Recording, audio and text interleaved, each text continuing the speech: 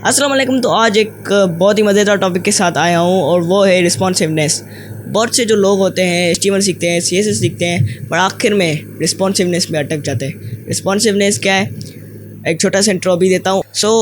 Responsiveness कुछ ऐसा है कि अगर आप वेबसाइट बना रहे हैं तो वो मोबाइल पे भी अच्छी तरह से रिस्पॉन्स करे, टैबलेट पे भी अच्छी तरह से रिस्पॉन्स करे, टीवी पे, लैपटॉप पे, मीन्स डिफरेंट साइज़ के जो रेजोल्यूशंस के डिवाइसेस होते हैं उस पर हमारी जो वेबसाइट है अच्छी तरह काम करे। यही आज हम एक प्रॉपर्टी है मीडिया क्वेरी CSS की, उसी से हम समझेंगे कि कैसे काम कर सकते हैं। So without wasting more time, let's tune into the video.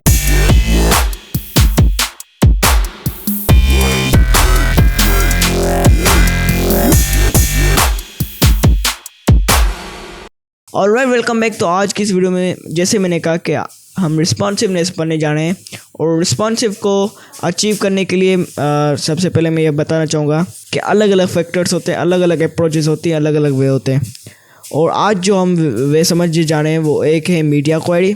और ज़रूरी नहीं है कि हम मीडिया क्वेरी से ही मीन्स पूरी जो वेबसाइट होती है रिस्पॉन्सिव मोबाइल, आईपैड, लैपटॉप को दिखाने के लिए सारा मीडिया क्वेरी से बनाए। उसके लिए जैसे मैंने कहा अलग फैक्टर्स है। और आज कॉमन और ईजीएस्ट और सबसे यूज़ होने वाला टैग देखेंगे जो रिस्पॉन्सिवनेस में काम आता है। और दूसरे फैक्टर्स किसी और वीडियो में, ट्यूटोरियल में पूरा डिटेल के साथ। तो कमेंट्स में बताइए और ट्यूटोरियल कब आना चाहिए। तो चलते हैं आज की वीडियो की तरफ। तो जैसे आप देख सकते हैं स्क्रीन में कि मैंने 4 बॉक्सेस बनाए हैं, एक मोबाइल के लिए, एक आईपैड के लिए, एक लैपटॉप के लिए और डेस्कटॉप के लिए। अब जो मीडिया क्वेरी है वो क्या करता है, वो ये करता है अगर को मीडिया क्वेरी के अंदर, मीडिया टैग के अंदर हम कोई CSS लिखते हैं, वो स्पेसिफिक विड्थ के अंदर, स्पेसिफिक हाइट के लिए अंदर जो हम बोलते हैं, उस विड्थ जब आ जाती है, जब उस विड्थ को या हाइट को टच कर लेते हैं हमारा डिवाइस, तब वो CSS इंजेक्ट कर लेती है। तो उसके लिए मैंने 4 बॉक्स बना लिए हैं। तो सबसे पहले तो नॉर्मली डॉट बॉक्स लगाऊंगा, या एक minute. Okay, so dot box mean सारे बॉक्सेस को मैं सेलेक्ट करूंगा और इनका जो बैकग्राउंड कलर है, बैकग्राउंड कलर, और जो विड्थ है, width 100% and height 100 VH। Okay, so 100 VH में क्या होगा कि पूरे सेक्शन का जो स्पेस है वो कवर कर लेगा, जो पूरी डिवाइस का सेक्शन वाला स्पेस है वो पूरा कवर कर लेगा। ऑलराइट, तो ये तो हो गया डॉट बॉक्स। अब मुझे क्या करना है कि ये जो सारे बॉक्सेस हैं वो अभी नहीं दिखें। क्यों? क्योंकि जब मैं वो स्पेसिफिक विड्थ दूंगा, जैसे मैंने कहा मीडिया क्वेरी वो स्पेसिफिक विड्थ या हाइट को टच करे, तो तब ये शो हो और इनकी जो डिस्प्ले है वो दिखने शुरू हो जाए, मीन्स डिस्प्ले ब्लॉक हो जाए। ऑलराइट, तो इसको तो हटा देता हूँ।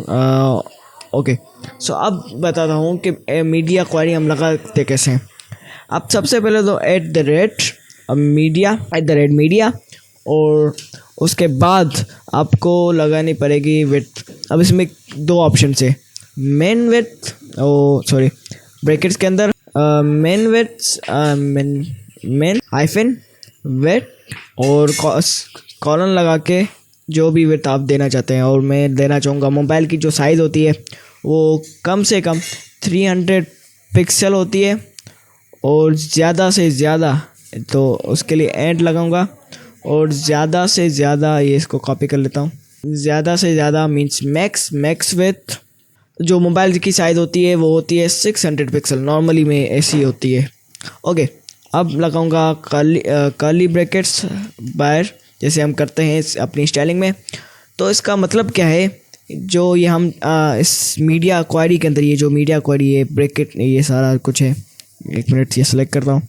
ये जो मीडिया क्वेरी है यहाँ से लेके यहाँ तक, इसके अंदर जो हम स्टाइलिंग लिखेंगे वो कम से कम जब विड्थ 300 पिक्सल को टच करे, 300 पिक्सल से अगर कम आएगी तब भी ये नहीं दिखेगी, और 600 पिक्सल से ज़्यादा जाएगी तब भी नहीं होगी। मीन्स 300 पिक्सल से लेके 600 पिक्सल तक जो भी हमारी साइज़ है उसमें ये सिर्फ दिखे। तो यदि आपको समझ में आएगा कि इस मोबाइल की साइज़ के विदिन, इस 300 और 600 की विदिन ये काम करेगी। अब हम इंजेक्ट कैसे कर सकते हैं, नॉर्मली जैसे हम करते हैं। आईडी हम फर्स्ट बॉक्स की, बॉक्स 1 और इसकी जो पहले तो सबसे पहले जैसे मैंने कहा सबको मैं हाइड करूँगा। कैसे?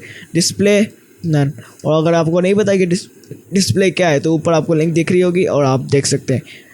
ऑलराइट, तो डिस्प्ले नन से हमारे जो सारे बॉक्सेस हैं, सेक्शंस हैं, वो गायब हो चुके हैं, वो बिल्कुल ही गायब हो चुके हैं। उसके बाद हम जो मैं क्या करूँगा, ये 300 पिक्सल पे इसको शो करूँगा।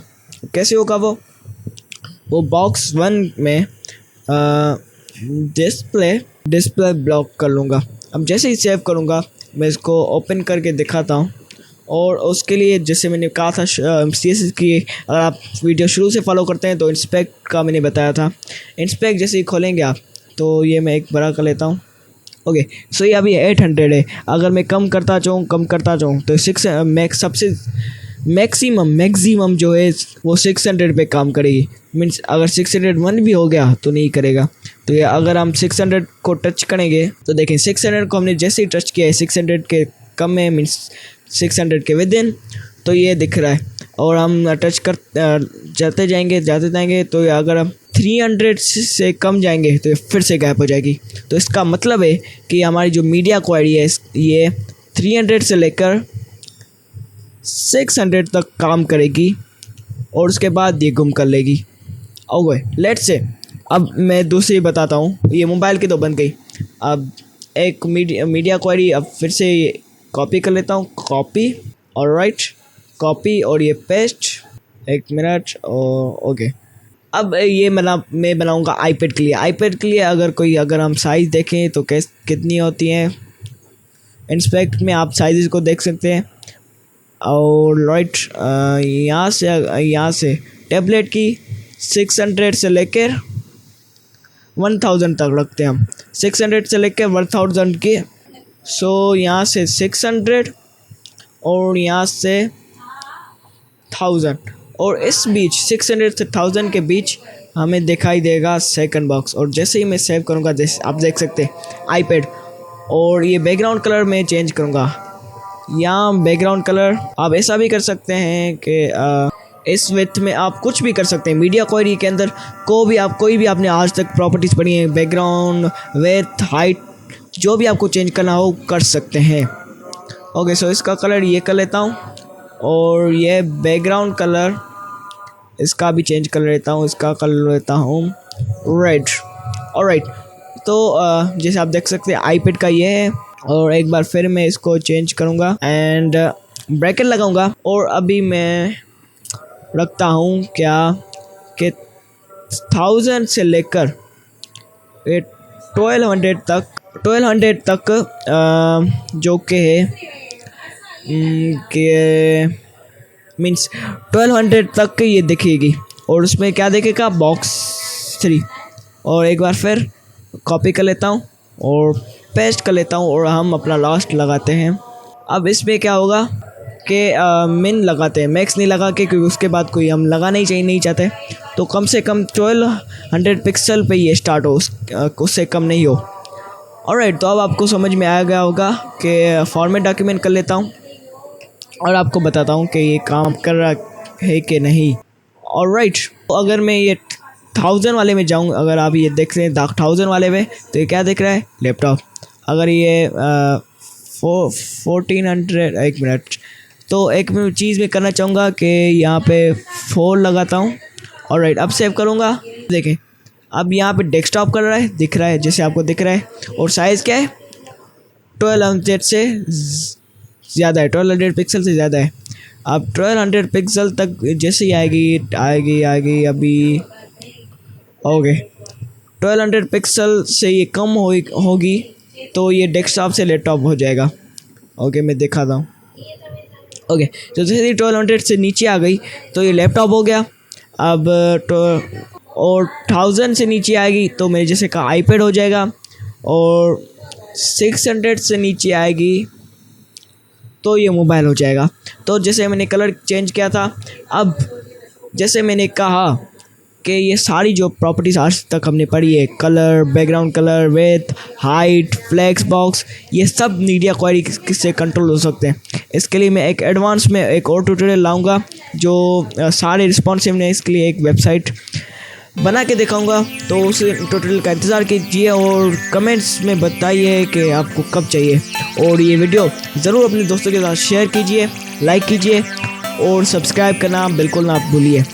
Thank you.